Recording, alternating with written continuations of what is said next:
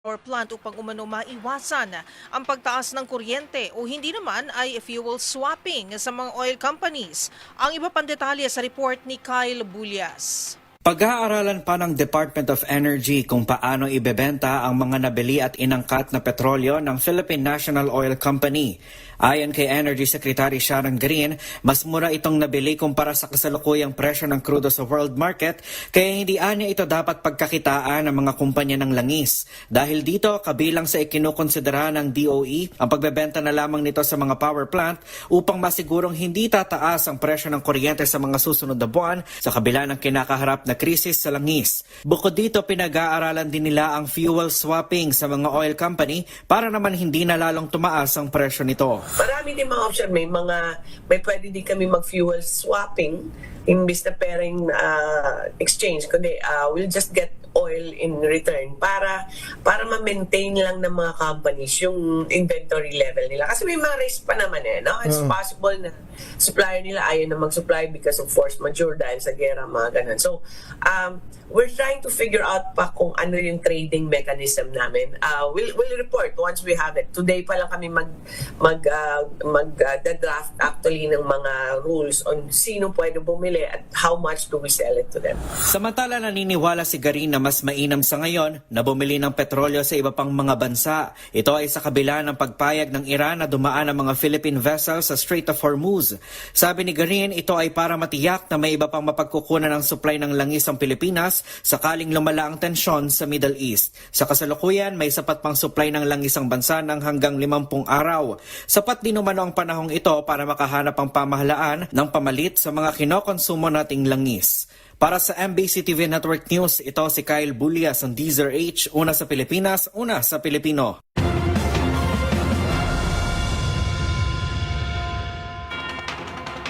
Isinusulong ng isang kongresista ang pagsuspende ng value-added tax o VAT sa mga produktong petrolyo sa loob ng 2 buwan. Ito'y upang bigyan ng pagkakataong makahinga ang bulsa ng mga consumer habang nahaharap o naghahanap ang pamahalaan ng pangmatagalang solusyon sa oil crisis. Ang mga detalye ibabalita ni Milky Rigunan. Dapat pag-aralan ng mga economic manager ni Pangulong Bongbong Marcos ang pagsuspindi sa pamapataw ng value-added tax sa mga produktong petrolyo sa loob ng 2 buwan. Panukala ito ni Marikina Representative Miro Kimbo, Chair ng House Ways and Means Committee, para maibsan ang pasanin ng mamayan sa mataas na presyo ng mga pangunahing bilihin, epekto ng oil price crisis. Ayon kay Kimbo, ang 2-month suspension on VAT ay magsisilbing breathing space o makakahinga pansamantala ang consumers habang humahanap ng pangmatagalang solusyon ang gobyerno. Sinabi ni Kimbo, ang suspensyon ng 2 buwan sa ipinapataw na VAT ay feasible intervention para mabigyan ng benepisyo ang mga consumer. Paliwanag ni Kimbo, ang mawawalang revenue ng gobyerno ay ma-offset sa kinita ng pamahalaan sa first quarter ng taon. Dagdag pa ni Kimbo, kapag nakuha na ang threshold sa koleksyon ng VAT, pwede ikonsidera ang suspensyon nito dahil meron ng windfall profit ang pamahalaan. Matatandaan, inaprobahan ni Pangulong Bongbong Marcos ang pagtanggal ng excise tax sa LPG at kerosene pero wala pang desisyon sa gasolina at diesel. Para sa MBC TV Network News, ako si Milky Rigunan, una sa Pilipinas, una sa Pilipino.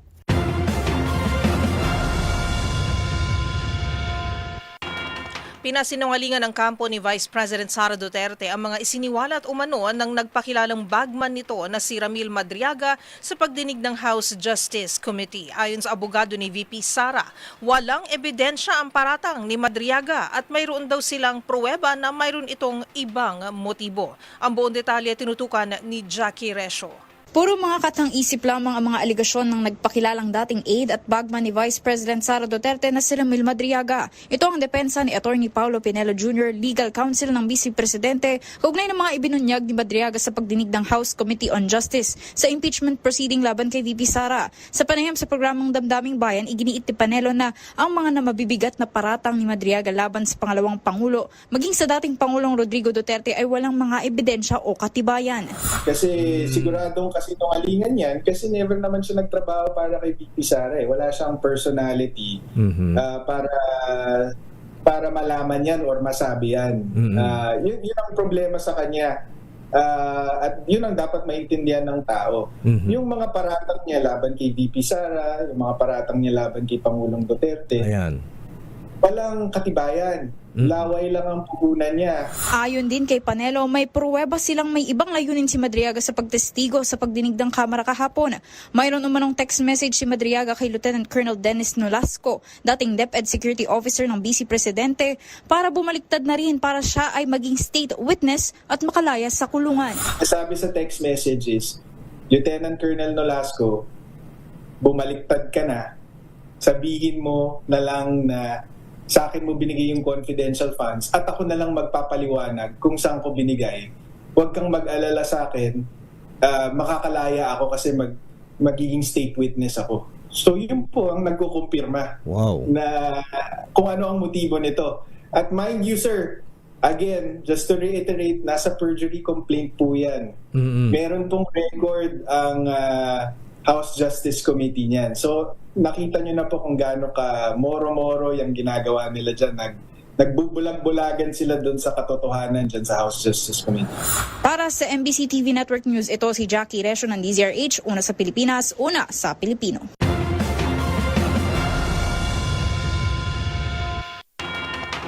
Itinanggi ng legal counsel ng nagpakilalang bagman na si Ramil Madriaga na may nakukuha silang suporta mula sa administrasyon upang tumestigo laban kay Vice President Sara Duterte.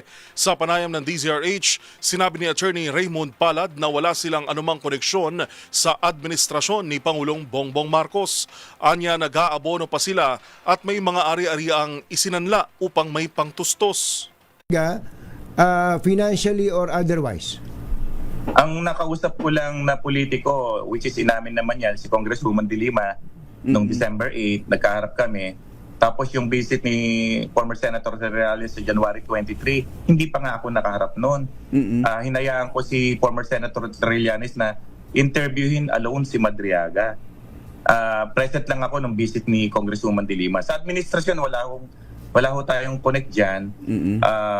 Maggastos ho ito nangyayari ito. Minsan nag-aabono pa nga, di ba? So, nakakapagod din mayat may dumadalaw ka sa jail. Samantala, kumpiyansa umano ang abogado na totoo ang testimonya ng kanyang kliyente dahil naman sa consistency nito. First two meetings, medyo mababaw pa yon. Yung mga kwento niya, we have to check outside. Every time may babanggitin siyang pangalan, meron din naman tayong mga kaibigan, matagal na tayo sa practice. So we have to check yung mga sinasabi niya, yung pinuntahan niya, yung mga nakilala niyang tao. Tinatawagan ko yun. So syempre, after some time, doon mo makukonvince pag nag-uusap kayo harapan, makikita mo tuloy-tuloy eh. Hindi siya nagkakamali sa kwento niya. Every other day, dadalawin mo, hindi nagbabago yung kwento eh.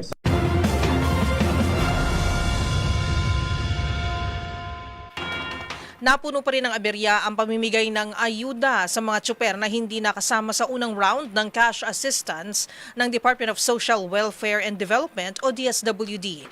May ilan pa rin kasi na hindi pa rin kasama sa listahan kahit dumaan na ito sa verifikasyon. Magbabalita si Arnold Herrera.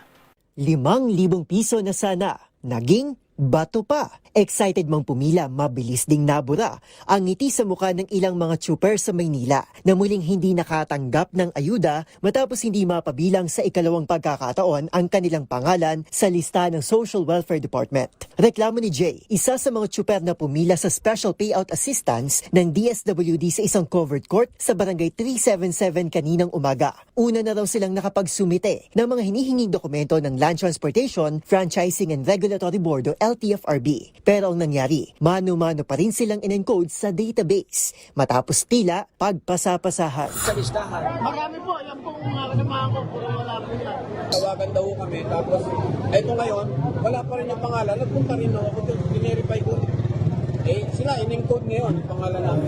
Isa lamang si Jay sa nasa 100 mga tsuper na biyaheng Santa Ana, Quiapo na muling hindi nakapasok sa listahan ng DSWD kahit pa dumaan na sa verifikasyon ng departamento. Problemado man sa panibagong aberya, mayroon din namang ilan na bagaman pasok sa listahan ay naharang din dahil sa kulang na letras sa pangalan. Gaya ng tsuper na si Amiseto Madriaga na may rutang MC Recto. Sa lisensya nyo, nakalagay, Aniceto. Sa lisensya ito pa yung lisensya nyo. Tapos, yung nakalista doon sa pasalista LTFRB sa DSWD, AMSETO nakalagay. Ganito rin ang hinaing ng nasa 40 tsuper sa lungsod naman ng Makati na muling hindi napabilang sa listahan ng makatatanggap ng ayuda. May tsuper din na bigla na lang umanong hindi tumugma sa listahan ang kanilang isinumiteng pangalan. Kung sa Maynila, nagkulang ang letra. Sa Makati naman, ay nadagdagan ang pangalan. Halimbawa, banto sa J ang pangalan niya, eh siyempre, ginagtama ngayon ng SOM. Saan? Naging Jason. So problem na naman. Paliwanag na LTFRB, posibleng nagkaroon ng problema sa database. Kaya ang payo nila, sumalang na lang sa online registration. Tuloy naman hanggang sa Biyernes, April 19, ang special payouts para sa mga hindi nakapag-claim o karagdagang benepisyaryo na dumaan sa pagsusuri ng DSWD. Para sa MBC TV Network News, ito si Arnold Herrera ng DZRH TV. Una sa Pilipinas, una sa Pilipino.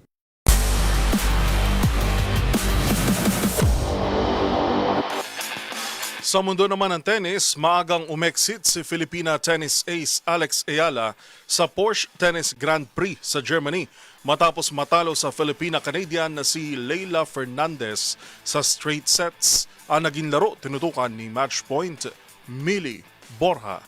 Natapos agad ang kampanya ni Alex Ayala sa Porsche Tennis Grand Prix matapos siyang talunin ni world number 25 at Filipino-Canadian na si Leylah Fernandez sa straight sets with 6-1, 6-4 score sa opening round sa Germany. Mabilis na kontrolado ni Fernandez ang unang set matapos agad makuha ang 4-0 na abante. Nahirapan si Ayala sa matinding pressure sa kanyang second serve at sa matatalim na anggulo ng palo ng Filipino-Canadian dahilan upang makuha nito ang unang set at 6-1.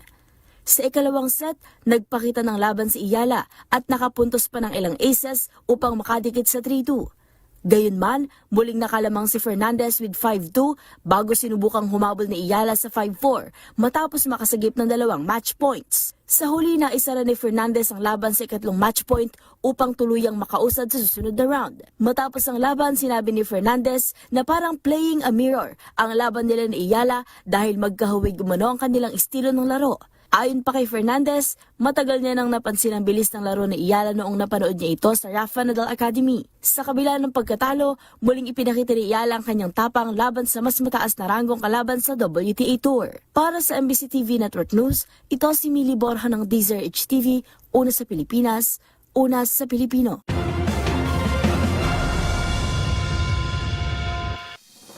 Narito ang mga balitang dapat ninyong abangan. Gumugulong na impeachment trial ni VP Sara Duterte pabor sa mga Pilipino ayon sa Octa Research.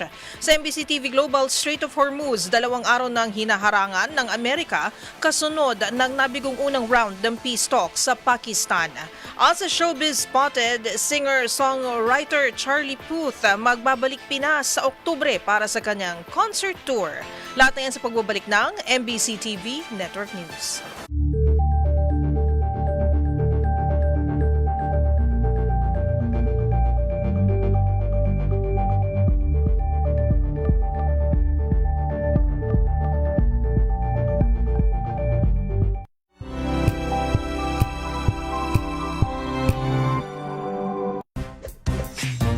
Ang galing-galing mo, Smart dishwashing paste ko, pritong ulam na masebo, plato ng kaldero, tanggaling for everyday. Ganyan pag smart ang dishwashing paste. May double tanggaling formula. Tanggal ang sebo, tanggal ang bakterya. Pahit para walang bahid, linis fantastic sa metal at plastic, number 1 ko to. Tanggaling-galing mo, Smart dishwashing paste. ACS. Sa lahat ng bagay, simula pa lang, siguraduhing max protection na. Kasi pag kulang ang proteksyon, baka madaling masira. Sa ngipin, dapat may max protection din. Max Alaga ng Unique Toothpaste. With Max Protect Formula, helps stop cavities before they start, while keeping breath fresh. Try Unique Maximum Fluoride Protection. Para Max Alaga, Max Protektado. ACS. Amoy forever. Amoy LQ. Amoy New Cala Berry Blooms. Amoy Cala, amoy good vibes. May nagbago. May arte, may budget? Akala nyo lang yon. So solid. White Rose Papaya, wow, White Rose. White Rose Papaya, wow, White Rose. White Rose Papaya. May glow up with a White Rose Papaya. White Rose Papaya. May puti power times 2 kasi may papaya at niacinamide. May shea butter and tea tree oil pa. Kutis sulit ang glow up. Glow up with a White Rose Papaya. White Rose Papaya. Kutis sulit ang glow up. ACS. Wow, ang saya. Isang barangay na labada, puro mancha pa. Goodbye, pahinga. Mommy, isang laba lang yan sa Pride Bar Blue. May powerful stain-away enzymes na malupit sa dumit mansya. At di masakit sa kamay. Isang laba lang yan. Hello, pahinga. Hello, Pride Bar Blue. ACS. Ang buhay ay sasaya, basta't busog ang pamilya. Kumeya, Kumeya. Ibig ko sabihin, masarap talaga. Komea 3Q Bihon. Masarap talaga! Amoy forever. Amoy LQ. Amoy New Cala Berry Blooms. Amoy Kala, amoy good vibes. Tinesting, sinuri, siniyasan. Ang resulta? Super effective ang Shield sa pagpatay ng bakterya at virus. Shield Antibacterial Soap. Believe ang mga eksperto sa Philippine Nurses Association. At si Mami. Tiwala ako sa Shield. Shield Antibacterial Soap. Napatunayang mabisa. Ang mga nurse, tiwala. ACS. Amoy forever. Amoy LQ. Amoy New Cala Berry Blooms. Amoy Kala, amoy good vibes. This portion is brought to you by HCS Manufacturing Corporation, ISO certified, maker of world-class quality Pride detergent. Likas sa atin ang makagawa ng pagkakamali, maliit man o malaki, dahil kakambal ito ng ating pagkatao. Gayunman, hindi ito nangangahulugan na madali para sa lahat ang magpatawad, kahit pa ito ay isa sa mga pangunahing turo ng simbahang Katolika. At kung minsan, may mga pagpapatawad na labag man sa kalooban ay ginagawa para palayain ang sarili. To you, Father, what is the end point of forgiveness? Can forgiveness be self-serving? Kasi may mga nagsasabi po na iba na nagpapatawad ka kasi gusto mo ng peace. Gusto mo ng quiet sa iyong sariling buhay. Gusto mo ng kapayapaan. Gusto mo i-detach yung sarili mo mula sa mga sufferings or mga different types of pain sa paligid mo. Pero it serves you, not the person na nakasakit sa'yo. Selfish po ba kung iisipin ang pagpapatawad? Thoughts on this? Yung self-serving siguro is not the right word for it. No? Pero tama yung sinabi mo, kapag ikaw ay nagpatawad, ang unang nabibiyayaan ay ang sarili natin. Sa aking panayam kay Reverend Father Oliver Yalung, isang pari mula sa University of the Assumption, iginiit ito na bagamat hindi matatawaran ng inner peace at spiritual healing na hatid ng pagpapatawad, ginagawa daw natin ito higit sa lahat para sa ikapapayapa ng mga nakasakit sa atin. Pagpapatawad, kahit may magandang epekto sa personal nating buhay, ang pagpapatawad ay para sa ating kapwa. Unang-una ay ito ay para sa ating kapwa. Lalo-lalo na yung mga nagkakasala sa atin. Pinagkakalooban din natin sila ng kapayapaan, ng pagpapagaling, ng kalayaan para sila rin ay mamuhay ng matiwasay. Paalala pa nito, ang pagpapatawad ay isang paraan para makalaya mula sa impyernong buhay na galit. Panahon man ng Kwaresma o hindi, hinihikayat ng Simbahang Katolika ang pagpapatawad bilang pagtulad sa matinding sakripisyo ni Kristo para sa sanlibutan. This portion is brought to you by HCS Manufacturing Corporation, ISO certified, maker of world-class quality Pride detergent.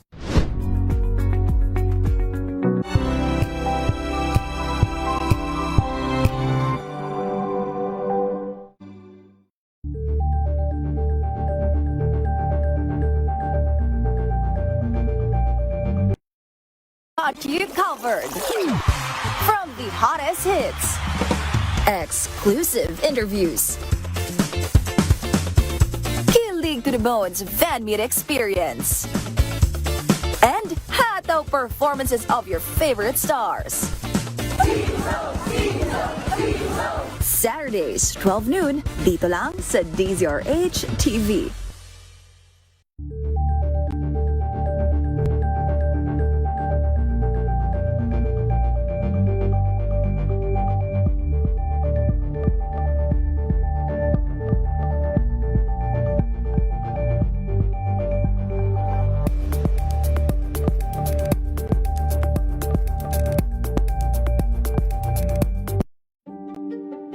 Buklatin ang mga pahina.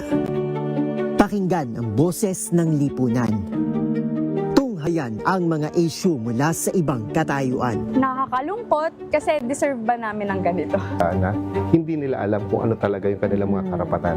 Yung gobyerno, tinulungan nila yung kanilang magsasaka. Pinapatahimik tayong lahat using various laws. Through education, kayang-kaya nating baguhin yung ganitong klaseng pag-iisip. Isang kwento, iba't ibang anggulo.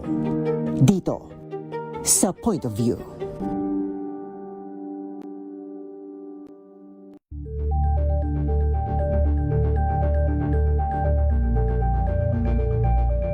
Curious ka ba sa maraming bagay? Kami na ang bahala dyan. Aalamin, tutuklasin at bibigyang linaw namin ang mga katanungang bumabagabag sa inyong isipan. Sa programa kung saan ang bawat sagot ay galing lamang sa mga eksperto. Ang Expert's Opinion, tuwing linggo 3:00 ng hapon, dito lang sa DZRH TV.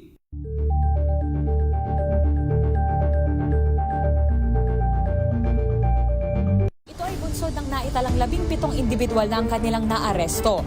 Metro Manila Development Authority o MMDA ang No Contact Apprehension Policy o NCAP sa Metro Manila. Sa ang ilang mga dokumento ay peke, hindi rin legal ang employment na ipinangako sa kanila. Sa mata ng batas, mananagot ang sangkot at may sala. Dahil sa bawat paglabag, may karampatang parusa. Alamin ang mga pananagutan sa likod ng mga bawal. Dito sa Hoy! Bawal yan, tuwing Sabado, 11:30 ng umaga. Dito lang sa DZRH TV.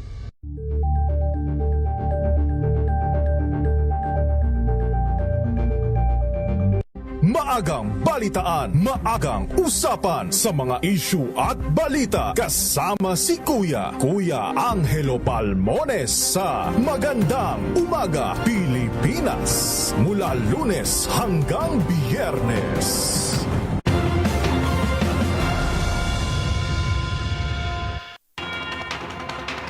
Mayorya sa mga Pilipino ay naniniwala na dapat harapin ni Vice President Sara Duterte ang paglilitis sa impeachment court. Batay sa tugon ng masa survey ng Octa Research, 69% ng mga Pinoy ang nagsabi na nais nilang sagutin ni VP Duterte ang mga paratang laban sa kanya. Samantala, 28% naman ang tutol dito habang 3% ang walang komento. Isinagawa ang pag-aaral mula March 19 hanggang March 25 sa pamamagitan ng face-to-face interviews sa higit 1,200 respondents. Ayon pa sa Octa Research, ang survey ay non-commissioned at inilabas bilang public service upang masukat ang pulso ng mamamayan kaugnay sa isyu ng impeachment ng Vice Presidente.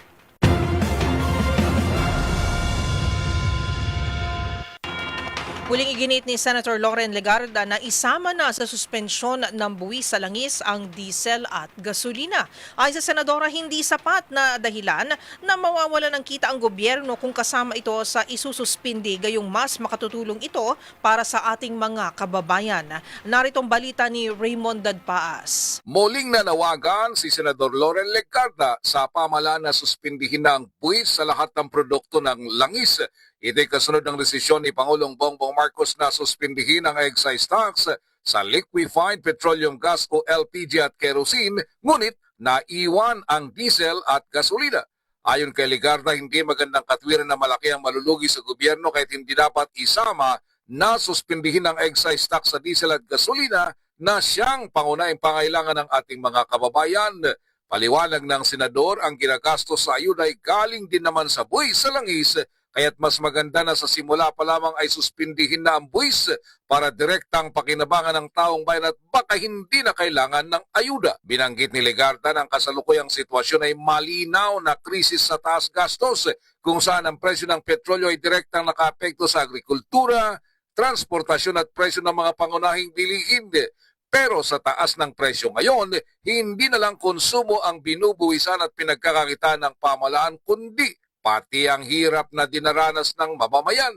Masyado umanong mababaw na sabihin ang pagtanggal ng VAT sa petrolyo ay sa sektor lang ng petrolyo makatutulong dahil hindi naman maihiwalay ang petrolyo sa merkado. Apektado ang gasto sa transportasyon, agrikultura, pangingisda, production at paghahatid ng pagkain.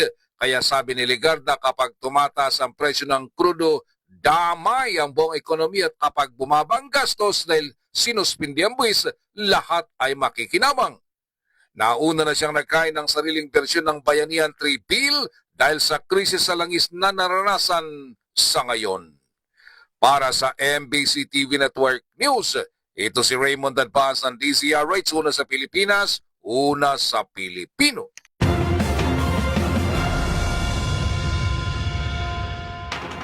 Ibinasura ng Court of Appeals o CA ang petisyon ni dating Congressman Arnulfo Teves Jr.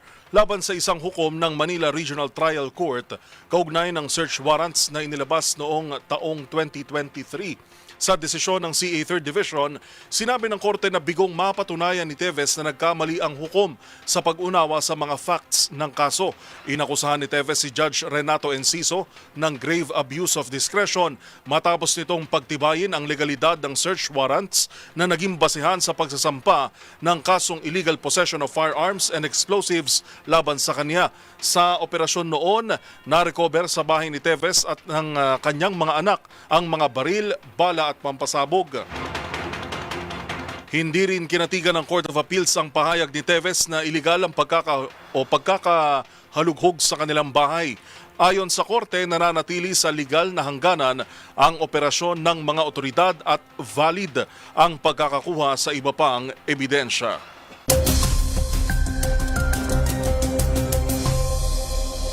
Para sa ating ulat panahon ngayong araw ng Miyerkules, tuluyan ng humina na bilang typhoon category ang binabantayang bagyo na may international name na Sinlaku sa labas ng ating Philippine Area of Responsibility o PAR. Huling namataan ng bagyo sa layong 2,550 kilometers east of Central Luzon. Taglay pa rin ang lakas ng hangin na aabot sa 175 kilometers per hour at bugso na nasa 215 kilometers per hour. Kumikilos pa rin ito sa pa-northwestward sa bilis na 10 kilometro bawat oras at hindi na inaasahang papasok sa ating bansa. Ngayong araw ay asahan ng mainit at maalinsangang panahon sa malaking bahagi ng bansa habang ang ridge of high pressure area ay umiiral pa rin sa northern Luzon area. Samantala para sa ating heat index ngayong araw, asahan ang aabot sa 38 degrees Celsius na damang init dito sa Metro Manila. Habang pinakamataas naman na maaaring maramdamang init ay sa Cotabato City, Maguindanao na aabot sa 45 degrees Celsius ngayong araw.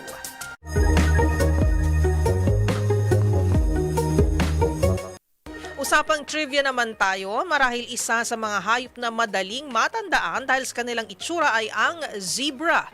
Dahil sa stripes na black and white nitong kulay sa balat, marami ang humahanga at nagtatanong kung saan nga ba nila ito ginagamit at paano ito naiiba sa mga kabayo o mga donkey. Alamin na des, bakit nga ba mayroong stripes na kulay ang mga zebra?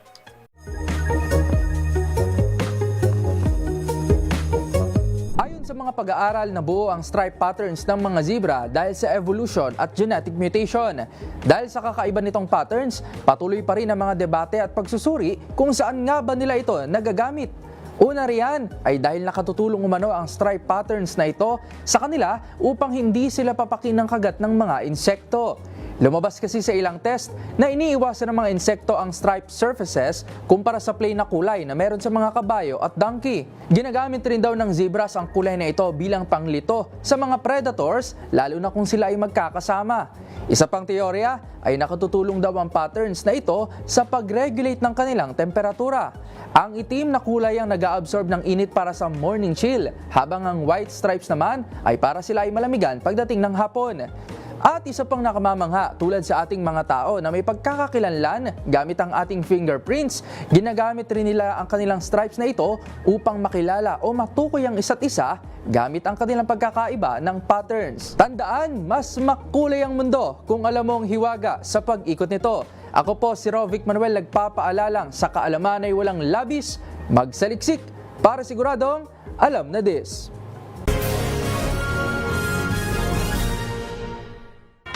Nasa ikalawang araw na ng pagharang ng Estados Unidos sa Strait of Hormuz kasunod ng nabigong peace talks nitong weekend, habang nilinaw naman ni US President Donald Trump ang ipinost nitong AI-generated image na akala ng karamihan na ay nasa kaanyuhan ni Jesucristo.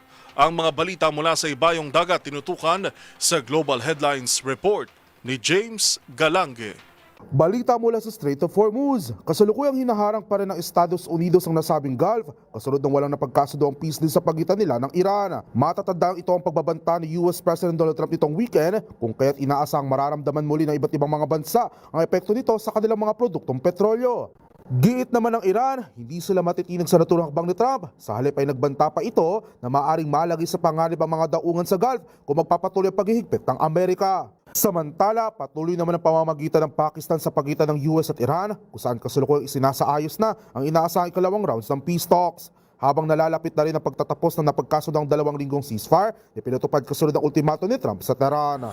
At sa kaugnay na balita, bunga rin na nangyayaring tensyon sa gitnang silangan ay ang hidwaan naman ni US President Donald Trump at Pope Leo XIV kung saan isang AI-generated image ang ipinost ng Pangulo. Bagamat agad ding binurang naturang post, umani pa rin ito ng samot-saring reaksyon mula sa mga netizen at religious leaders na nagsasabing may tuturing itong isang uri ng kalapastanganan o blasphemous act laban sa pangalan ng Diyos. Ngunit ang tanongin ng Pangulo ukol dito, sinabi niyang hindi naman ito kagusto maging katulad o kaimahe ni Jesus, bagkus gusto lamang niya maging itsurang doktor na nagpapagaling sa mga tao. I did post it and I thought it was me as a doctor and had to do with Red Cross as a Red Cross worker there, which we support, and only the fake news could come up with that one. So I just heard about it and I said, how did they come up with that? It's supposed to be me as a doctor making people better, and I do make people better. I make people a lot better. At yan naman nakakalap nating balita mula sa iba't ibang panig ng mundo. Para sa MBC TV Network News, ito si James Galange ng DZRH TV, una sa Pilipinas, una sa Pilipino.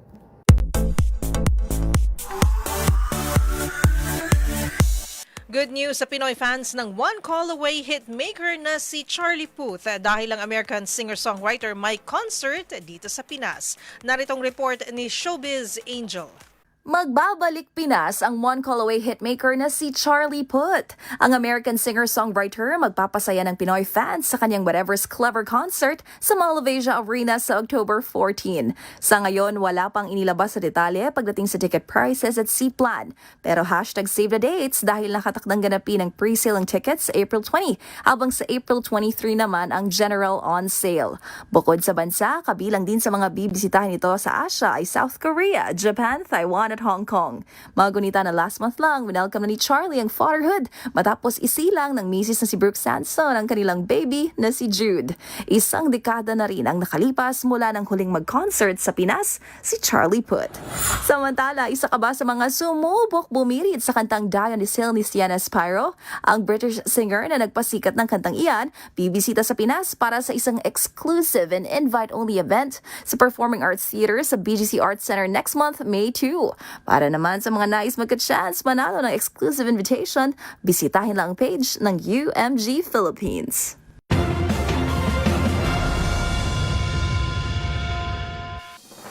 Abangan sa aming pagbabalik, mas angkop na mga polisiya para sa mga motorista. Ipinanawagan sa gitna ng krisis sa Langis. Sa MBC TV Sports, Gilas women player na si Vanessa De Jesus bigong makapasok sa WNBA matapos hindi mapili sa 2026 draft. At sa experts opinion, pagbilad sa ilalim ng araw ng 10 minuto, may benepisyo pala sa ating kalusugan ayon sa mga eksperto. Yan at marami pang iba sa pagbabalik ng MBC TV Network News.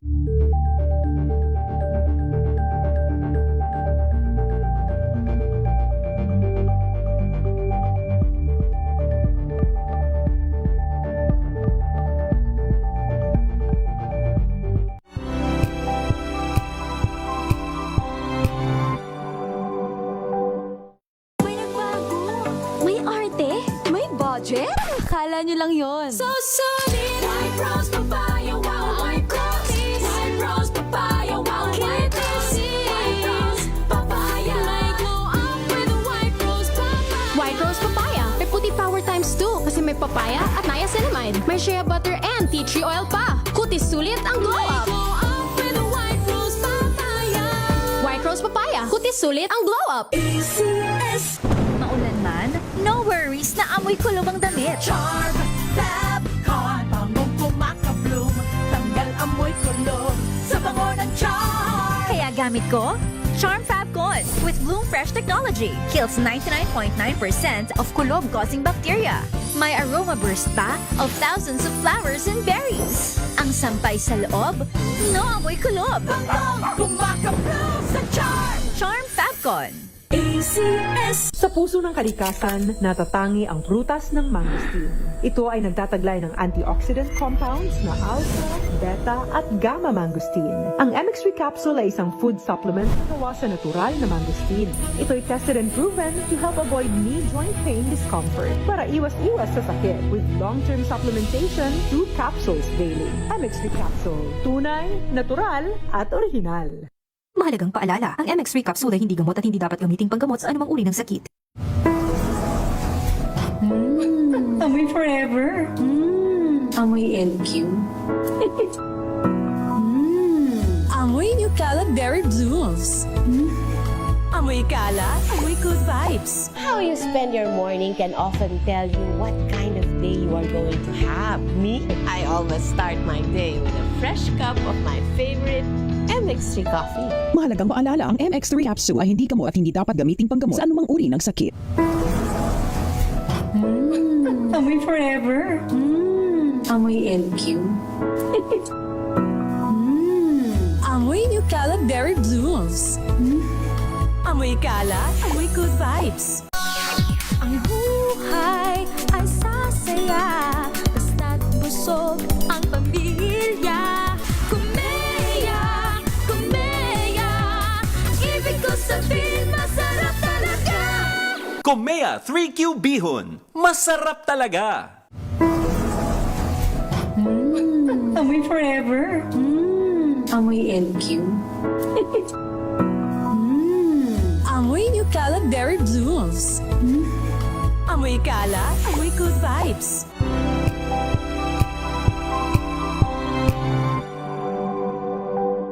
Hello, Washi! Laundry day na naman! Yay! Anong meron? Mancha ng chocolate, putik, may libag pa! Kaya natin yan! With Pride Washing Machine Detergent, may triple stain-away formula. Tanggal ang makapit, madikit, at malupit na dumit mancha. Kaya easy-easy ang labada. Mula noon hanggang ngayon! All you need is pride. All you need is pride. ACS.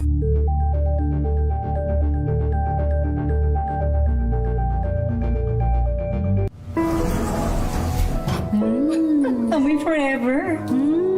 Amoy LQ. Amoy New Calad Berry Blues. Amoy Kala, amoy good vibes.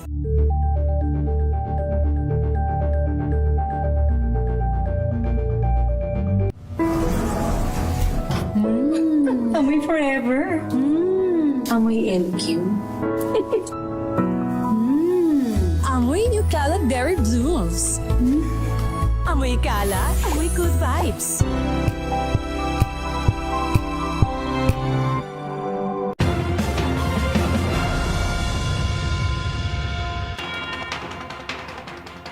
Ipinanawagan ni dating Land Transportation Franchising and Regulatory Board o LTFRB Chairman Winston Hines ang mas naaayon na polisiya para sa Transport Network Vehicle Service o TNVS at motorcycle taxi sector sa gitna ng tumataas na presyo ng langis. Ayon kay Hines, may maling pagkakaintindi sa sistema ng regulasyon na maaring magdulot ng hindi magandang epekto sa mga lehitimong tsuper na kasalukuyan ng nahihirapan sa gastusin. Sinabi ng dating LTFRB chairman, hindi tama ang sinasabing maraming kinukupkup na tempo driver sa mga transport network company. Sa ilalim, anya ng patakaran ng LTFRB, ang Certificate of Public Convenience o CPC ay nakatalaga sa sasakyan at operator, hindi sa isang driver lang. Dahil dito, maaari umanong magpalitan ang mga otorisadong driver sa iisang sasakyan, gaya ng matagal ng sistema sa pampublikong transportasyon na gaya ng jeep at bus. Dagdag pa, dapat anyang reviewin ang kasalukuyang limit sa bilang ng motorcycle taxis, lalo na kung hindi na ito akma sa dami ng pasahero at aplikante.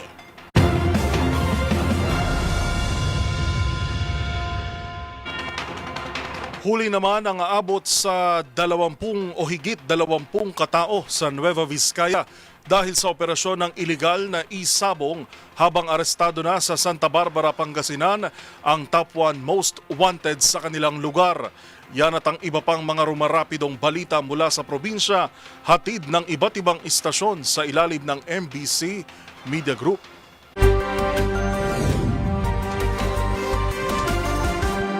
Arestado ang 26 na katao sa isang iligal na isabong cockpit arena sa Barangay Rojas sa Solano, Nueva Vizcaya. Ito ay matapos na salakayin ng mga tauhan ng PNP sa inilunsad na anti-illegal gambling operation ng PNP sa pamumuno naman ni Solano Chief of Police Major John Anthony Sanchez. Katuwang sa naturang operasyon ang iba pang sangay ng Intel Unit ng Nueva Vizcaya Police Provincial Office. Ayon sa police report, inaalam pa kung may kaugnayan sa katulad na operasyon ng isabong sa New Iaga Cockpit Arena sa Abulog, Cagayan na una nang nahuli noong Abril 11 at patuloy ang isinasagawang investigasyon. Aabot sa 616,000 ang na-recover na bet money at gayon din yung betting tickets, resibo, 3 computer set, 6 na cellphone, 4 na internet router at gayon din ang 2 LED monitor na ginagamit sa naturang illegal na operation. At sa ngayon, inaalam pa kung sino ang nasa likod ng naturang illegal na operasyon. Habang sinampahan na ng kasong paglabag sa PD number 1602 ng Republic Act number 10175 or mas kilala dito nga sa tawag na Cybercrime Prevention Act of 2012. Para sa MBC TV Network News, ito si RH25, Grace Vera Sansano, una sa Pilipinas, una sa Pilipino. Maraming katanungan mula sa pamilya na natagpuang bangkay na isang lalaking parcel delivery sa Barangay Palavilla sa bayan ng Lutayan, Sultan Kudarat Province. Ayon sa Lutayan PNP at Tulunan PNP, ang biktima ay residente ng Davao City na kinilalang si Francisco Pascua Cadenas, isang parcel delivery man gamit ang sasakyan nitong may plakang LAL 5619. Nabatid mula sa mga kaanak ng biktima na nitong Abril 11, huling nakatawag sa kanyang pamilya si Francisco at nagkwento na nasiraan naman siya ng sasakyan sa bahagi ng Tulunan, Cotabato Province. Malaking katanungan naman sa pamilya kung bakit natagpuan ang bangkay nito na nasa loob ng kanyang sasakyan at nasa state of decomposition na sa napakalayong bahagi ng Lutayan, Sultan Kudarat. Nadiskubre na lamang ng mga residente sa lugar ang sinapit ng biktima dahil sa masangsang na amoy. Ongoing ang investigasyon ng magkatuwang na effort ng Tulunan at Lutayan PNP sa insidente. Para sa MBC TV Network News, RH19, June Dimakutak, MBC, una sa Pilipinas, una sa Pilipino.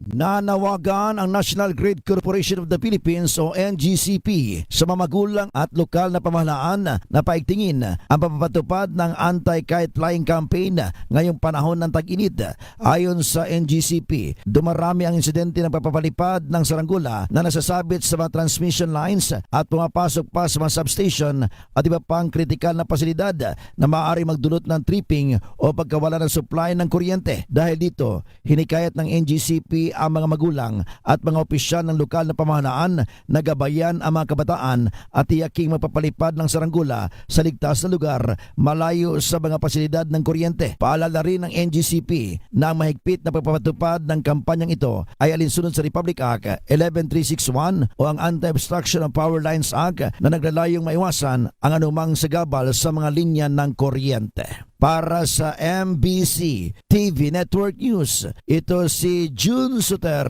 Una sa Pilipinas, una sa Pilipino.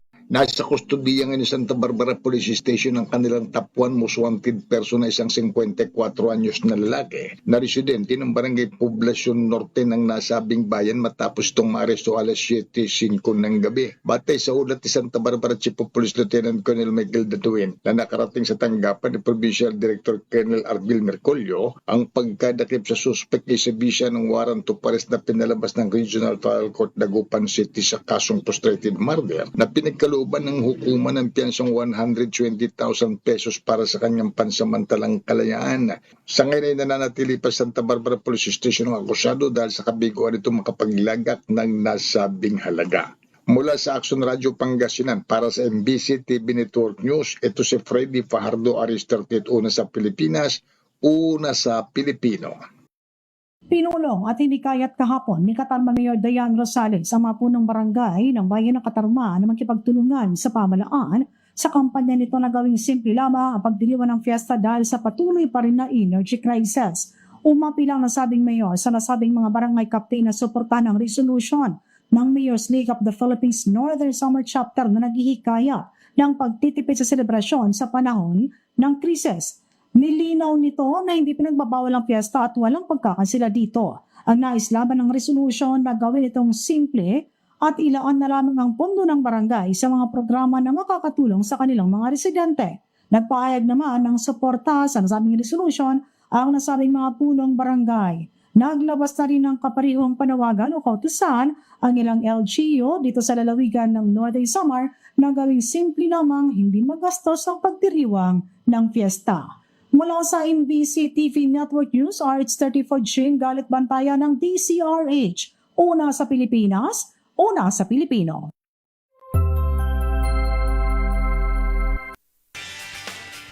Karamihan sa atin takot na mabilad sa araw dahil ayaw na umitim o kaya naman ay mapagpawisan. Pero alam nyo ba na ang pagpapaaraw pala ay mayroong benepisyo sa atin? Hindi lang ang vitamin D kundi marami pang iba. Ang paliwanag ng mga eksperto alamin sa Experts Opinion Report ni Rovic Manuel.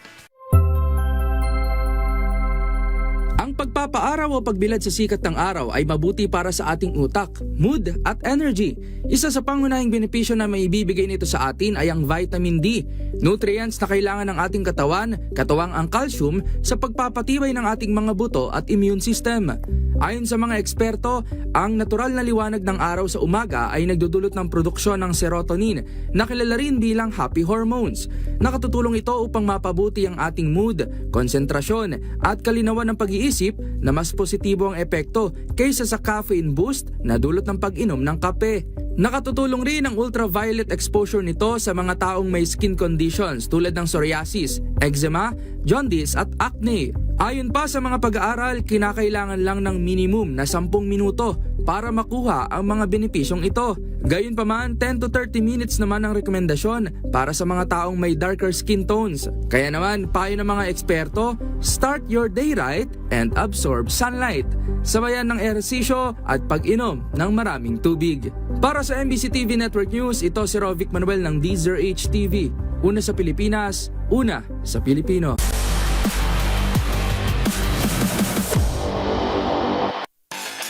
Sa mundo ng basketball, bigong mapasama sa listahan ng 2026 WNBA Draft si Gilas Pilipinas standout Vanessa De Jesus. Sa kabila nito, maaari pa rin makapasok sa WNBA si De Jesus bilang free agent. Narito ang report ni Matchpoint, Mili Borja. Hindi napasama si Gilas Pilipinas Women's standout Vanessa De Jesus sa mga napiling manlalaro sa 2026 WNBA Draft na ginanap sa New York nitong Martes. Ang Filipina-American Guard na naglaro sa NCAA Division I at naging bahagi ng pambansang koponan ng Pilipinas mula 2023 ay nagtapos na undrafted matapos ang 3 rounds ng draft. Naging top overall pick sa University of Connecticut star Azzi Food na kinuha ng Dallas Wings. Sumunod sina Olivia Miles ng TCU at Spanish center na si Awa Pham Thiam bilang ikalawa-ikatlong overall picks. Bagamat hindi napili sa draft, maaari pa ring makapasok sa WNBA si De Jesus bilang free agent at pwedeng pirmahan ng kahit anong kupunan. Naglaro si De Jesus ng 4 na taon para sa Duke University bago lumipat sa Notre Dame para sa kanyang huling NCAA season. Sa international scene, unang nagsuot si De Jesus ng Gilas jersey noong 2023 FIBA Women's Asia Cup kung saan nagtala siya ng 18 points laban sa Australia. Noong 2025 FIBA Women's Asia Cup, umabot sa average na 13.2 points at 3.2 assists kada laro ang kanyang naitala para sa Pilipinas. At yun ang mga latest updates sa mundo ng sports. Para sa MBC TV Network News, ito si Mili Borja ng DZRH TV, una sa Pilipinas, una sa Pilipino.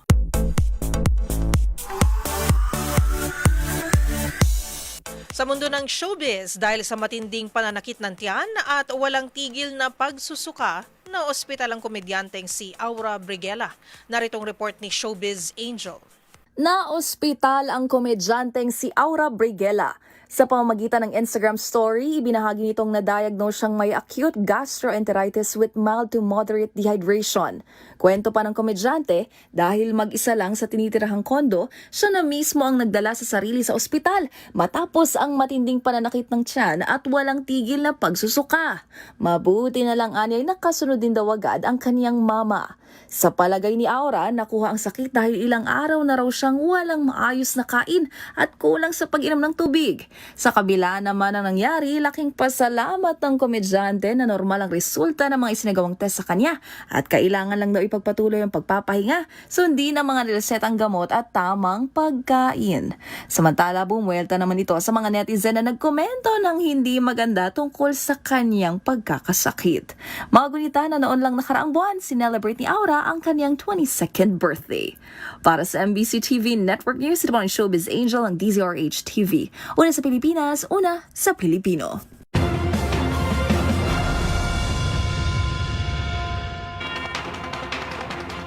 At yan po mga balitang aming nakalap ngayong araw ng Miyerkules. Ito po si Yuel Reyes. At ako naman po, si Karen Oyong. Magkita-kita tayong muli bukas araw ng Huwebes para sa mga balitang makabuluhan, mga kwentong makapangyarihan. Hatid ang boses ng Pilipino para sa Pilipino.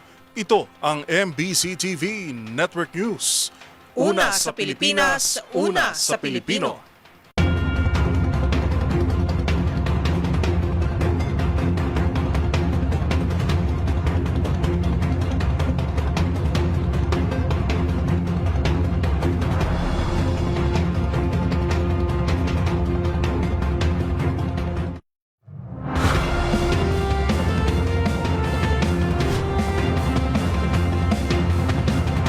Bawat balita, makabuluhan. Bawat kwento, makapangyarihan. Boses ng Pilipino para sa Pilipino. Live mula sa MBC TV Studio. MBC TV Network News.